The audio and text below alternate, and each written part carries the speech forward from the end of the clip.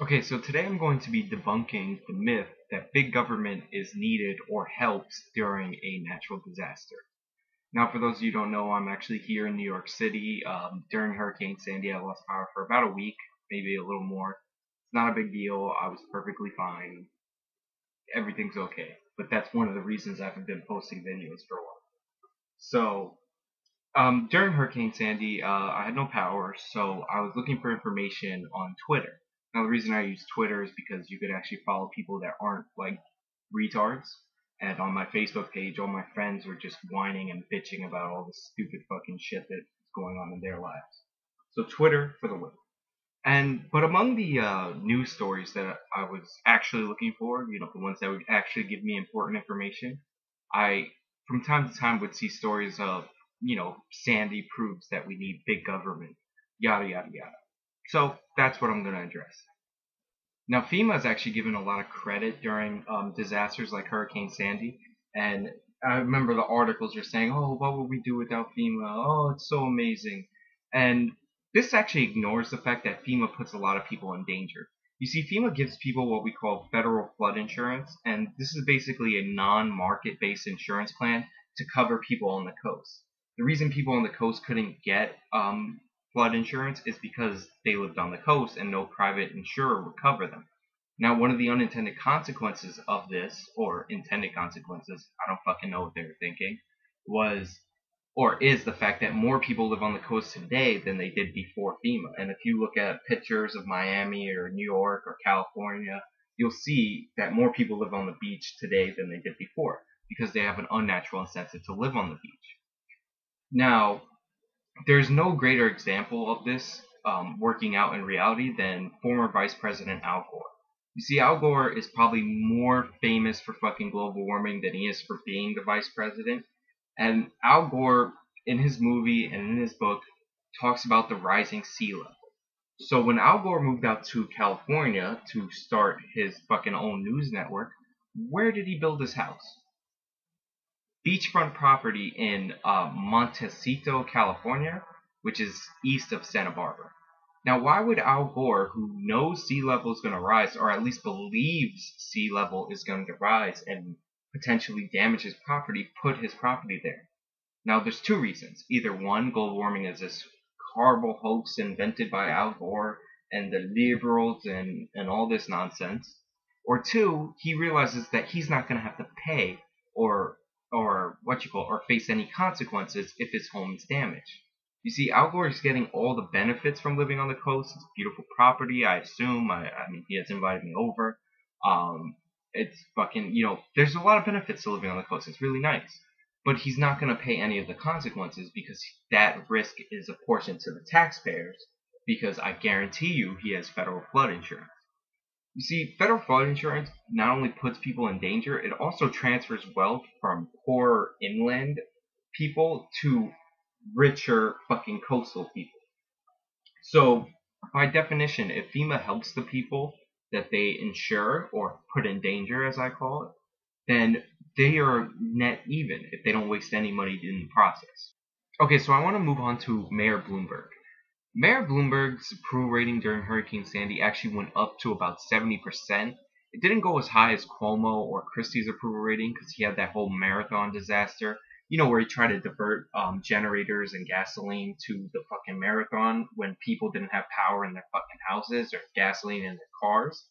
So his approval rating didn't go up as high as fucking Cuomo or Christie because of that, but it shouldn't have gone up at all. It should have went down. Mayor Bloomberg had two unbelievably disastrous policies during Hurricane Sandy that I'm going to explain to you today. Now, the first one has to do with public health. Mayor Bloomberg is one of these guys who's fucking obsessed with public health. Now, for those of you who don't know, public health means that Mayor Bloomberg thinks that you're too stupid to make your own decisions, so he's going to make them for you. And one of the decisions that Mayor Bloomberg decided to make for us was he decided to ban food donations to homeless shelters. Now, for those of you who don't know, canned food contains a lot of sodium.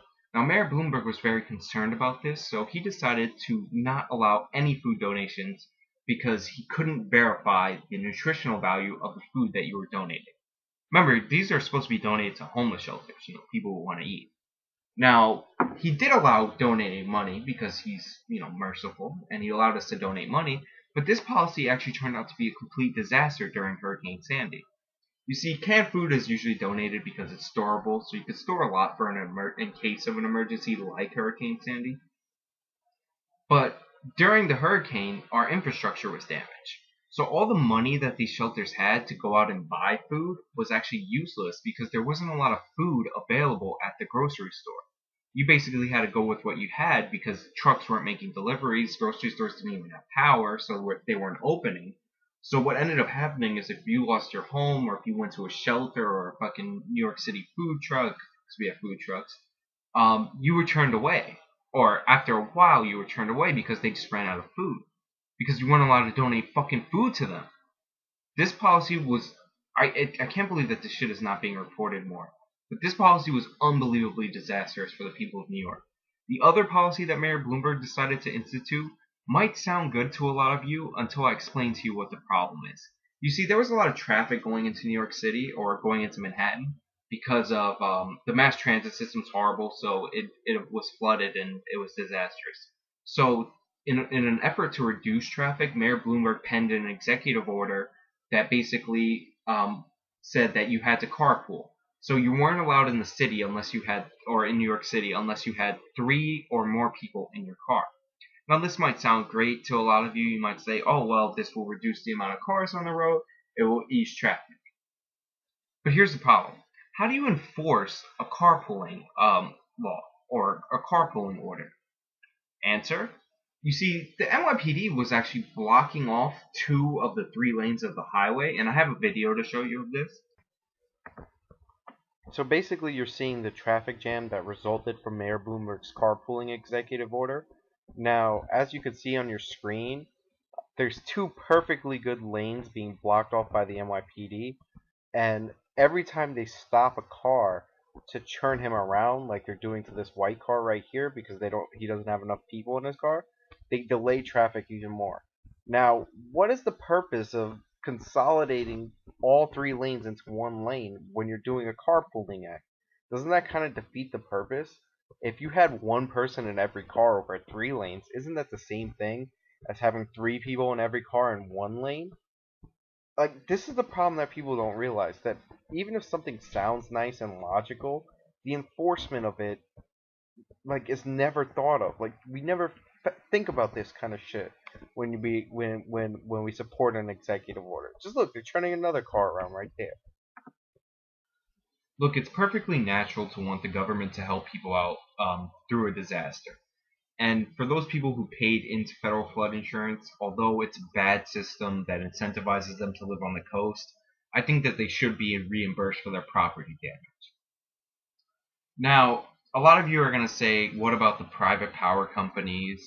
And didn't they do a worse job than the government? And I'll just leave you with one final anecdote. Governor Cuomo's approval rating rose to 84% for criticizing the private power companies.